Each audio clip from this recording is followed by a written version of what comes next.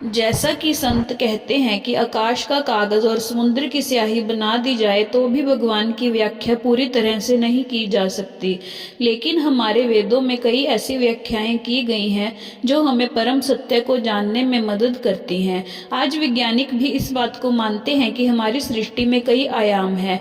10 आयाम की एक थ्योरी सामने भी आई है जिसे आइंस्टाइन की थ्योरी ऑफ रिलेटिविटी कहा जाता है, लेकिन हमारे वेदों और पुराणों में 64 आयामों के बारे में बताया गया है। तो आज हम आपको इन्हीं वैदिक डायमेंशंस की जानकारी देने वाले हैं और यह भी जानने की कोशिश करेंगे कि भगवान किस आयाम में रहते हैं। हमारी भौतिक सृष्टि 3 आयामी है, जिसमें पहला आयाम है ऊपर नीचे होना और दूसरा आयाम है दाएं बाएं होना। हमारा टीवी भी यही 2 आयामी होता है, जिसमें एक सतह पर कोई भी चीज या तो ऊपर नीचे या दाएं बाएं हो सकती है, लेकिन हम 3 आयामीय संसार में रहते हैं जिसमें हम ऊपर नीचे के साथ साथ दाएं बाएं भी जा सकते हैं। और तीसरा आयाम है आगे पीछे ऊपर नीचे होना, इसे ही 3D कहा जाता है। हम इसी 3 आयामों में बंधे हुए हैं। जबकि चौथा आयाम है समय। इस आयाम को हम सिर्फ आगे बढ़ता हुआ महसूस कर सकते हैं, हम इसमें पीछे नहीं जा सकते। हम सिर्फ इन 4 आयामों को ही महसूस कर सकते हैं, यही हमारी सीमा है। अगर हम अपने वेदों और पुराणों का अध्ययन करेंगे तो हमें पता लगेगा कि हमारे 4 आयामीय सृष्टि में अन्य ग्रहों के बारे में भी बताया गया है जहां पर जीवन मौजूद है। इन्हें लोक कहा जाता है। इस तरह से 14 लोक बताए गए हैं, जो कि हैं सत्यलोक, तपलोक, जनलोक, महरलोक, स्वर्गलोक, भूवरलोक, भूलोक, अताल, बेताल, सुताल, तलताल, महाताल, रसताल और पताल। भूलोक में हम इंसान निवास करते हैं, वहीं भूवर लोक में मृत्यु के बाद हमारी आत्मा निवास करती है। स्वर्ग लोक में देवता निवास करते हैं, लेकिन यह सब हमारे 3 आयामी सृष्टि में ही निवास करते हैं। हम जान चुके हैं कि चौथा आयाम समय है। इस तरह आता है 5वां आयाम, जिसे कहा जाता है मल्टीपल यूनिवर्स या ब्रह्म आयाम। इसी आयाम में ब्रह्मा निवास करते हैं, लेकिन ब्रह्मा सिर्फ एक ही नहीं है। हर ब्रह्मा इसी आयाम में जन्म लेते हैं और यहीं पर मरते हैं।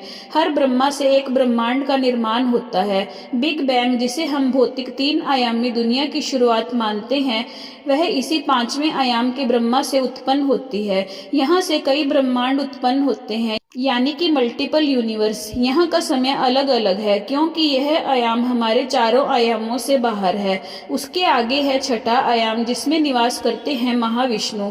महाविष्णु के भी 3 भाग हैं, जो है महाविष्णु, गर्भोदकस्य विष्णु, कस्यरोदकस्य विष्णु। इसमें महाविष्णु तत्व और ऊर्जा का निर्माण करते हैं, जिससे इन 5 आयामों का निर्माण होता है। इसे ही महातत्व कहा जाता है। गर्भोदकस्य विष्णु हर ब्रह्मांड का निर्माण करवाते हैं। उसके बाद कसरोदकस्य विष्णु, जो हमारी 3 आयामी सृष्टि के हर तत्व और परमाणु में विलीन है। जब हम ध्यान करते हैं तो हम कसरोदकस्य विष्णु को महसूस करते हैं। जब हम इसका ज्ञान पा लेते हैं तो हम भौतिक माया से बाहर आ जाते हैं। इसी से हम परमात्मा को महसूस करते हैं।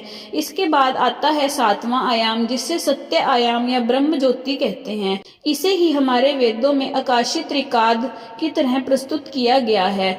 एक योगी जब गहन साधना करता है तब वह इसी आयाम को महसूस करता है। इसी आयाम में समाया है वह अनंत ज्ञान, जिसकी मदद से मनुष्य देवता की श्रेणी में चला जाता है। इस आयाम का बोध पाने वाला महाज्ञानी होता है, जिसके ज्ञान चक्षु चरम सीमा पार कर चुके होते हैं। इसके बाद आता है 8वां आयाम, जिसे कैलाश कहा जाता है। इस आयाम में भगवान शिव का भौतिक रूप निवास करता है।